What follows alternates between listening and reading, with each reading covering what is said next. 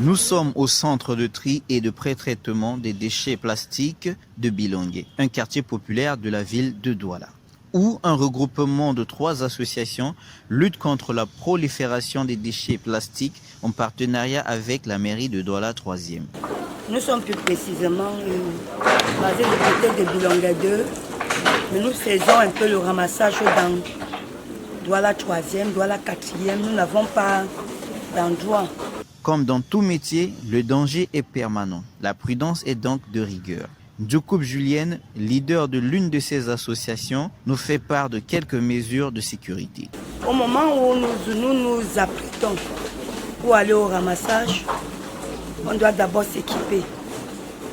On doit d'abord aller dans le lieu précis et regarder si le lieu précis n'est pas dangereux. Parce que nous ne collectons pas seulement au niveau des déchets et poubelles, nous collectons aussi au niveau des eaux. Nous avons les mises en point. Il y a d'abord un appui de testage de l'eau pour voir si la profondeur de l'eau n'est pas si grande.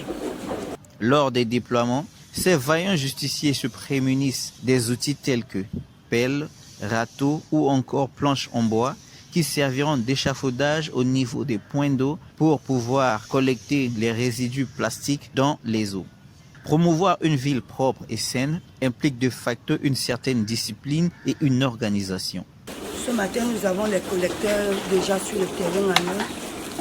La durée des collecteurs ne doit pas être trop longtemps sur le terrain parce qu'il faut éviter le soleil. Les collecteurs sont très tôt le matin. Nous avons une chaîne d'équipe que nous planifions à la veille. Alors cette chaîne d'équipe, il y a des gens qui sont faits uniquement pour les tri toute une semaine. Il y a des gens qui sont faits uniquement pour laver toute une semaine. Il y a des gens qui sont faits uniquement pour presser, comme vous voyez, toute une semaine. L'autre semaine, on fait encore une nouvelle planification. Donc tous sont polyvalents.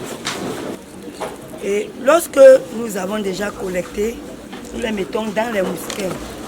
Et c'est le point de départ dans les sites dont nous traitons. Arrivé dans le site, nous sommes en train de faire un traitement. Nous passons d'abord par l'équipe de tri. Lorsqu'on collecte, tout est mélangé. Il y a les bouteilles à haute densité comme les seaux, comme les bouteilles, les bouteilles d'eau de javel, les bouteilles d'huile pour se oindre. Tout ça est mélangé.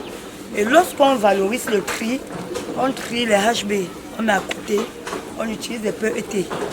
Le PET, entendez, polytéréphtalate d'éthylène, désigne les matières plastiques de basse densité, c'est-à-dire plus légères, et le PHB indique les matières plastiques de haute densité. Les matières plastiques recyclées sont transformées en pavés, tôle en tuiles, tôle en plastique, des seaux, des bassines et j'en passe. L'un des objectifs poursuivis par cette initiative est d'empêcher les déchets plastiques d'atteindre les océans. Dans les eaux, toutes poissons qui ont déjà consommé l'eau stagnante de ces bouteilles pose problème pour des hommes qui consomment le poisson. Donc notre souci premier, c'est de chercher d'abord le bien-être de la population. Attention, l'exposition au plastique peut nuire à la santé humaine en affectant potentiellement la fertilité, l'activité hormonale, métabolique et neurologique.